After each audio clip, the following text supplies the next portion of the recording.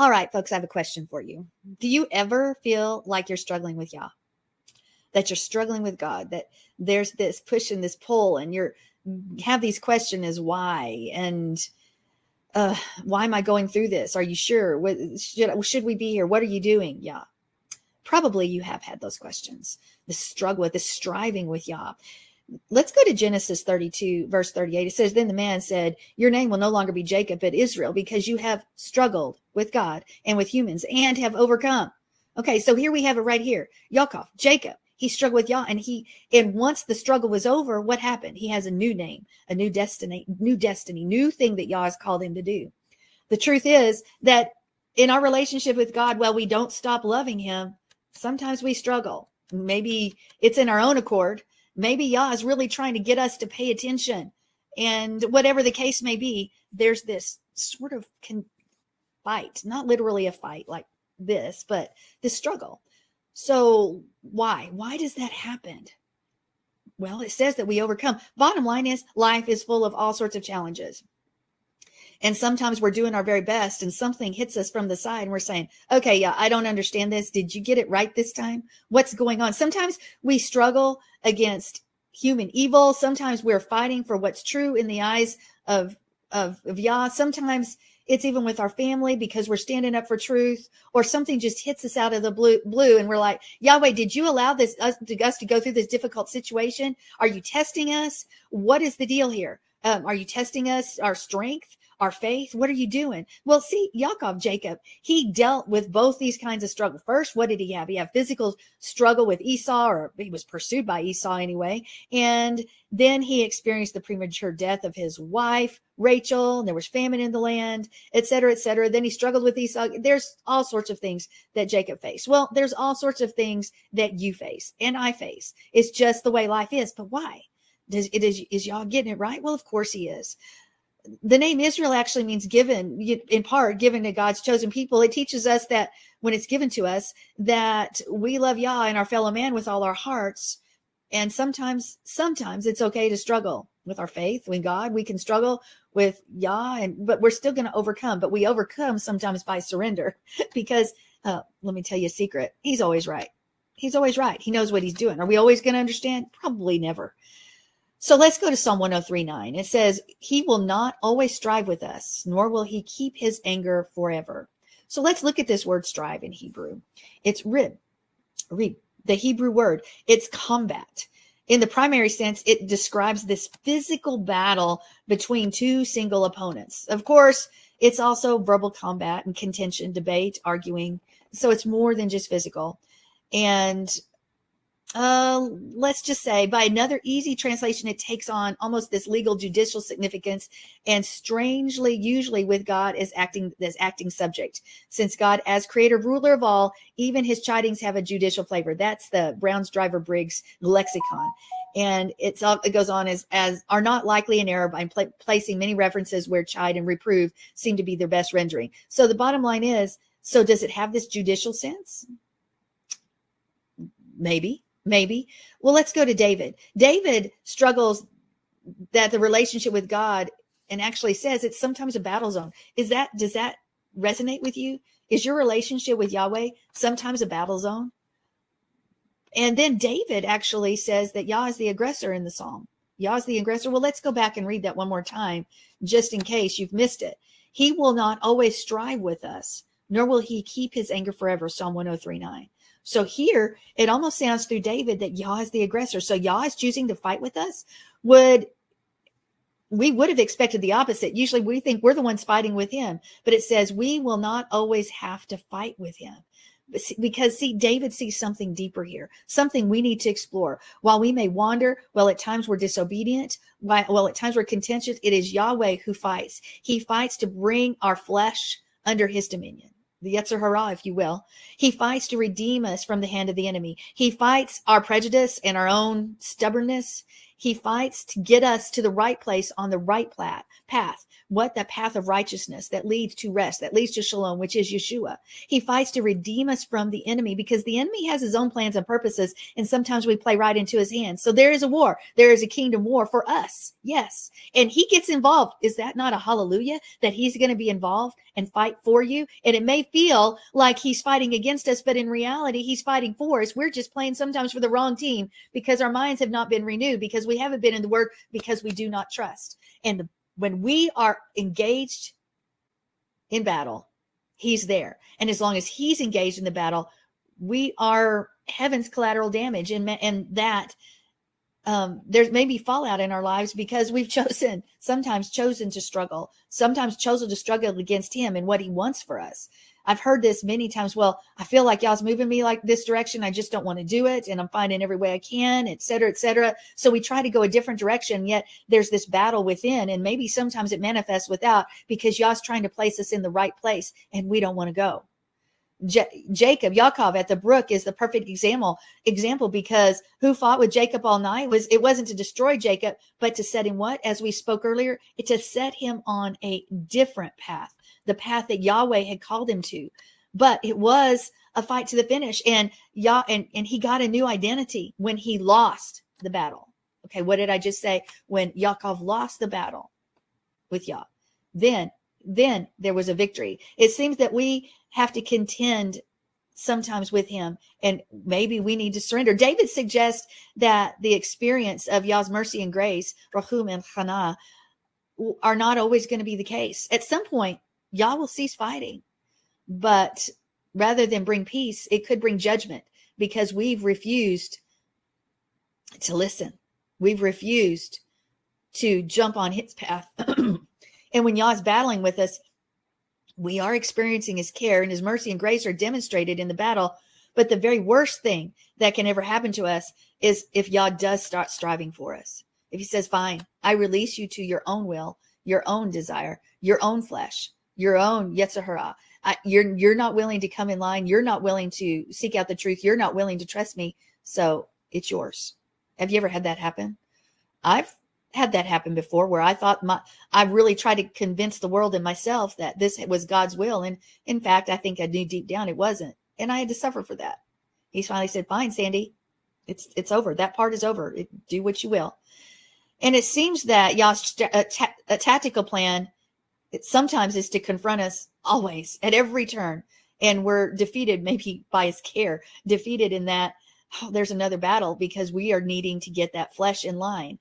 We need to get that flesh under his influence, and we need to be dragged into battle until we say that, Father, let your will be done, until we say, okay, your way is not my way, but your way trumps mine. So I surrender to your way.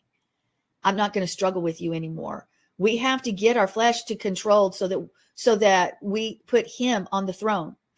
What do I mean by that? So many times there are areas of our life that we sit on the throne still, even if we call ourselves believers, people of faith, Hebrew roots, whatever you call. Sometimes it's your finances. Sometimes it's his will for you. Sometimes it is your family or something else that you give him everything else in your life, but you're not willing to give him that because you want to sit on that throne, because no matter what you say, you worry and fret and you don't trust who he is. So what's he doing? He's contending with your flesh. And we're going to feel the discomfort when that's going on, maybe even the agony and the wounds that we receive, because we're contending. We're in battle. We're in combat with our king. But what we bleed is only a sign that Shalom is coming and that Yah is victorious, and that he wants us to say, okay, I'm yours. Because when we decide to let him reign, when we decide to put our flesh and our ways under him and let his desires become our desires. And remember that he's bought us with a price. We're not even our own. Then we're going to find something shift and we're going to be victorious. Maybe we have new vision and a new place to go because there's a promotion there because we stopped fighting. How many times have we ever had our kids or our grandkids or somebody else that is fighting our ideas, our thoughts, our ways, and all we want is the very best for them, but they fight us on it. And when they finally say, okay, and they do what we ask, or they learn what we've wanted them to, they realize that we had their best interest at heart. And that's what Yah is. So if you are feeling like you are struggling, if you feel like you are in a battle, I want you to think about Job even. Should we ask why? Well, we know that sometimes our struggles are not because we've done something.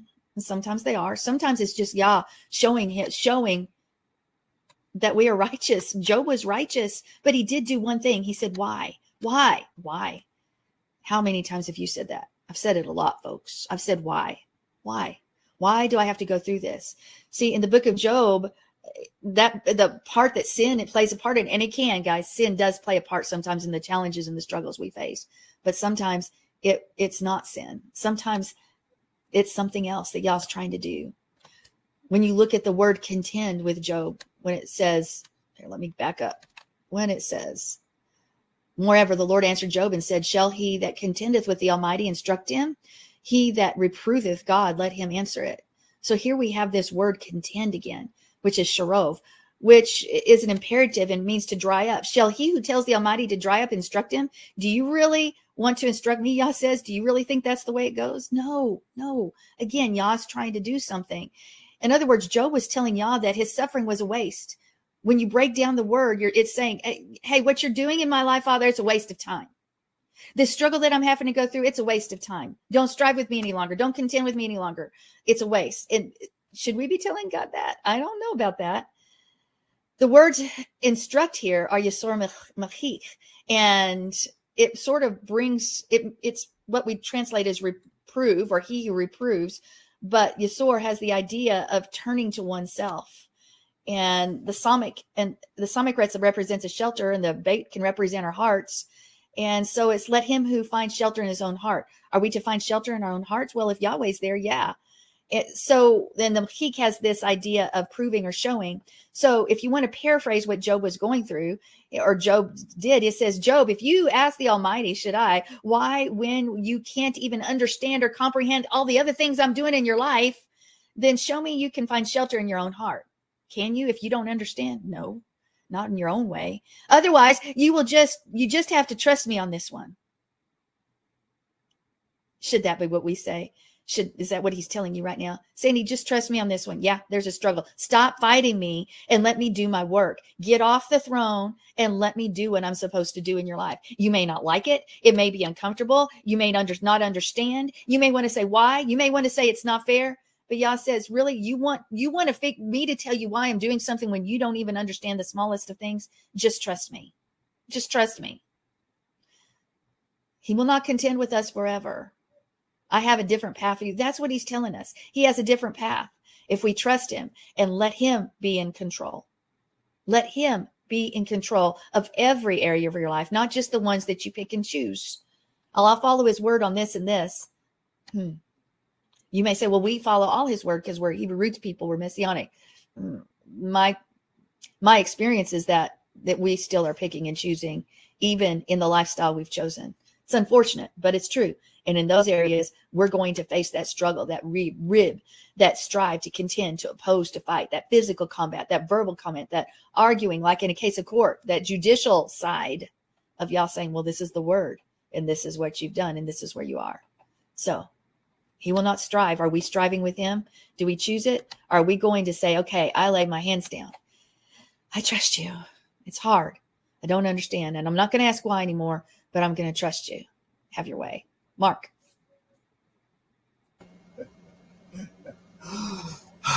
Okay, I'll trust you. But that's what it's like, because we've been battling. It's like, that was I'm going to stop fighting. Yeah. Yeah, I agree. Okay, this is good. This is good.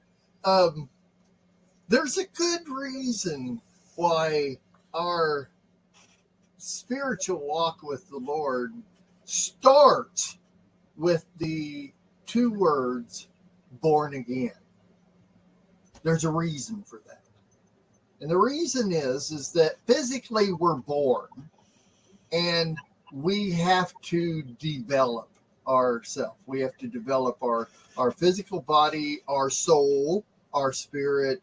Everything about us has to be developed. And as you develop, you also mature, okay? And you learn how to deal with struggles.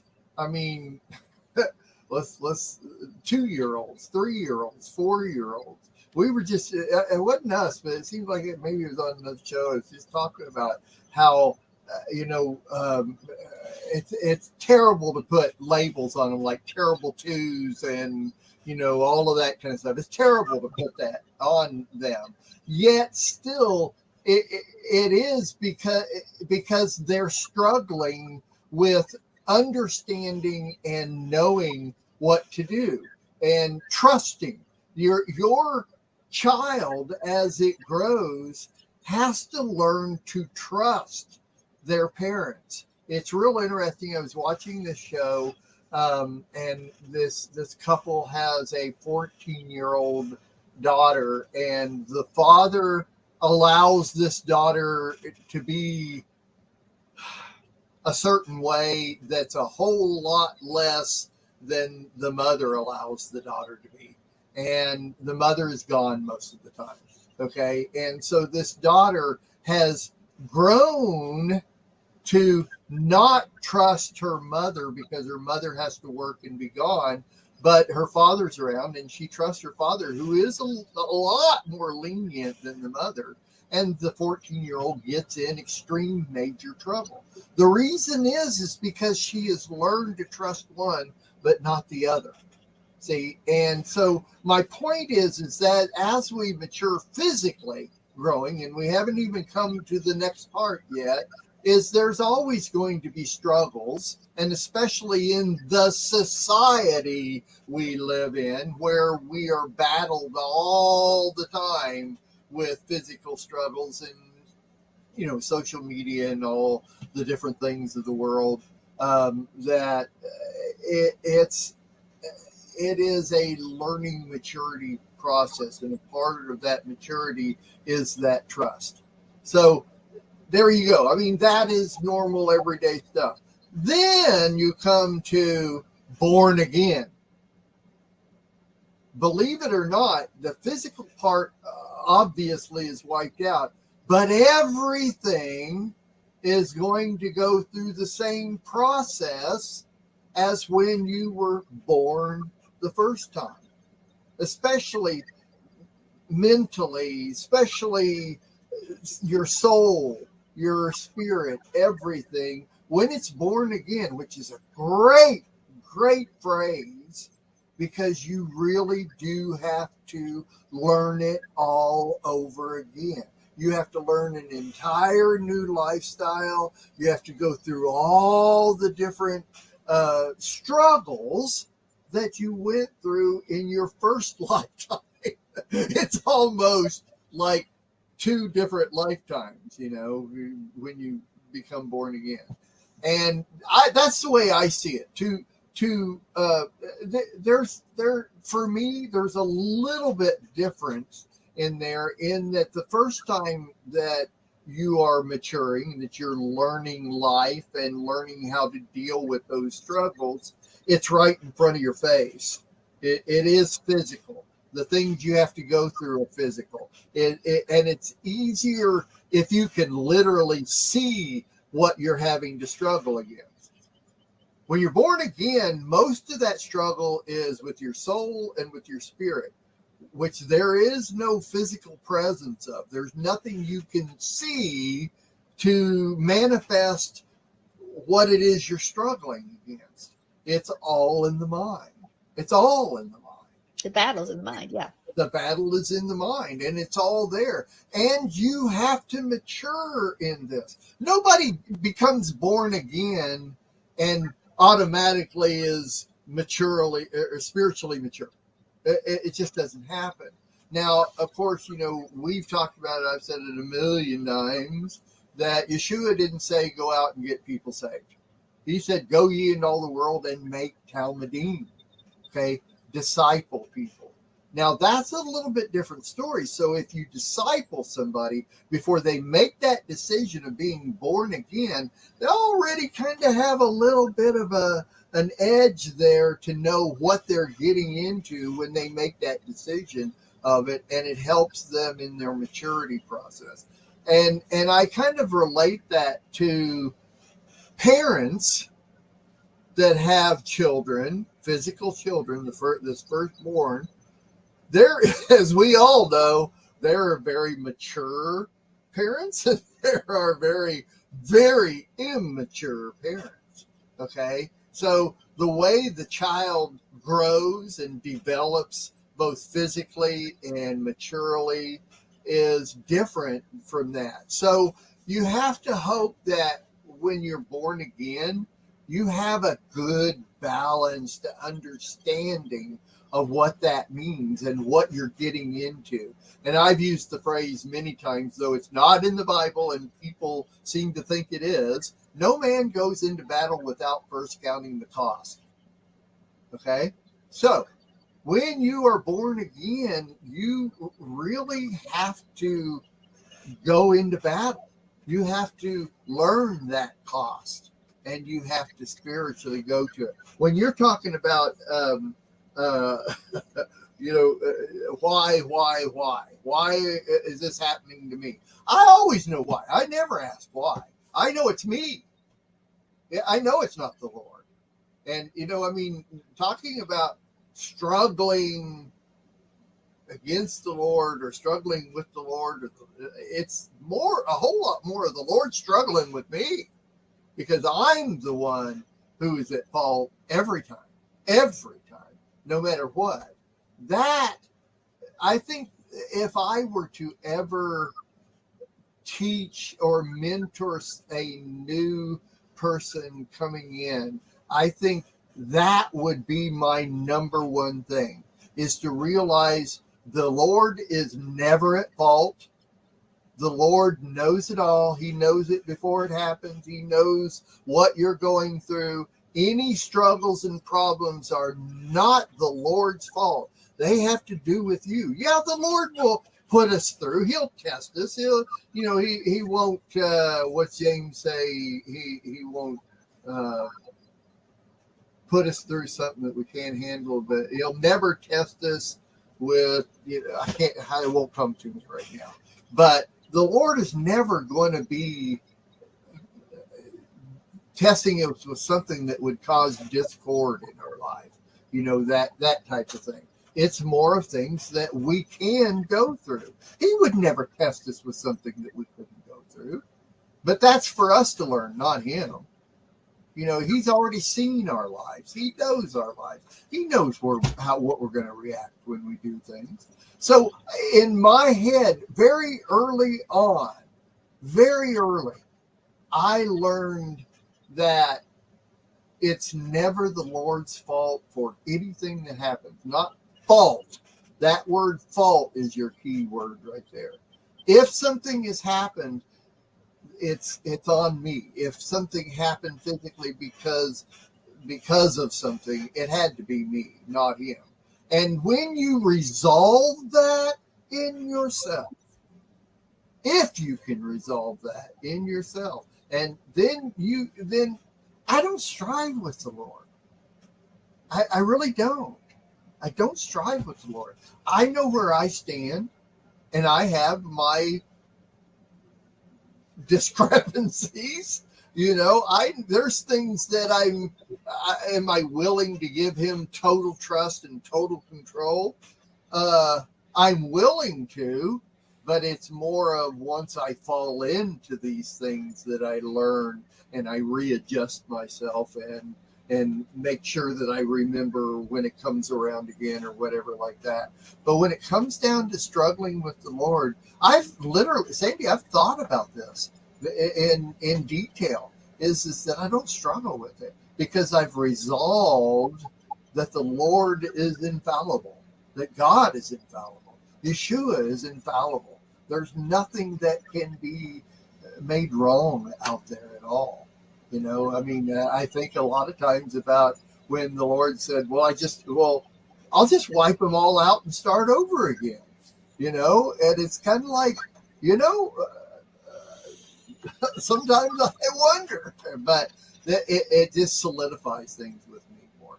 And so I'm not saying I'm perfect by any means, But I think there also comes to a point in your maturity after being born again. There's a maturity factor, hopefully, that you can reach that point where you and the Lord have an understanding. Okay? Yeah, I am not going to stress and worry and everything about pleasing God or not. After a certain point, I'm living my life the way I'm going to live, and this is the way it's going to be. Yeah, I'm learning and I'm adjusting based on life. I'm adjusting, but as long as the Lord knows, as long as the Lord and I have that kind of relationship with each other, I don't struggle with it. So there's my point. Is my advice to people that struggle is to get a good relationship with God. Talk to him about it. Don't struggle with it. Talk to him about it. And be patient. Let it work itself out. It will work itself out.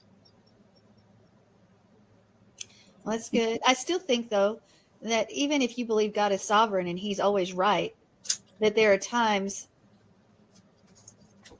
maybe inadvertently, but that you do sort of fight his leading or what he desires as a person. I'm not talking about you personally. I'm talking about people in general. Sure.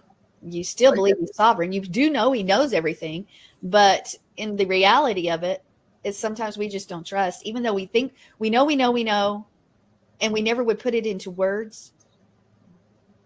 But there is still this trust factor that's deep within. Well, this is why we raise our children in the admonition of the Lord. It's easier on them. It's easier on those that you raise with them going through that understanding of who the Lord is and the whole thing than a child that has never been influenced by all that. Right. A child that has never had a parent that told them anything about God, or most people these days, most children growing up see religion as a negative thing. That's true. They're raised negatively towards religion. So when it comes to a point in their lives when they are confronted with this fact that, hey, you can live for the Lord and you can live in this lifestyle and it's so much better and everything, it's kind of like they already have it going against them. And that makes it real hard to trust God. Real hard. So it probably the best scripture in the entire Bible is raise your children in the admonition of the Lord and it will not depart from them. It's kind of like, preparation day. Yeah. It really is. What's you will violate Sabbath if you don't prepare for Sabbath. That's all there is to it. And it's the same thing with life. You have children. Prepare them for life, and if you don't, I'm not going to say you're at fault, but you kind of are. You're responsible. So anyway, that's my point of view on that. Yeah. That's a good point. Yeah. So, all right. Final word. Just to strive or not to strive, to contend or not to contend. That is the question. I was a contender. All right, we're going to jump ahead here into the unknown is where we're going to go.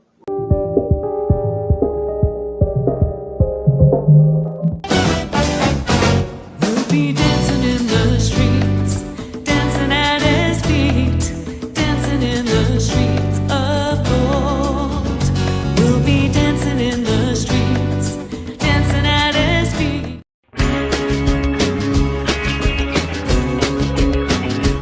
We are richly blessed to bring you what we believe is the fullest, most diverse, yet up-to-date progressive teachings, discussion, and prayer programming you can find anywhere on this planet.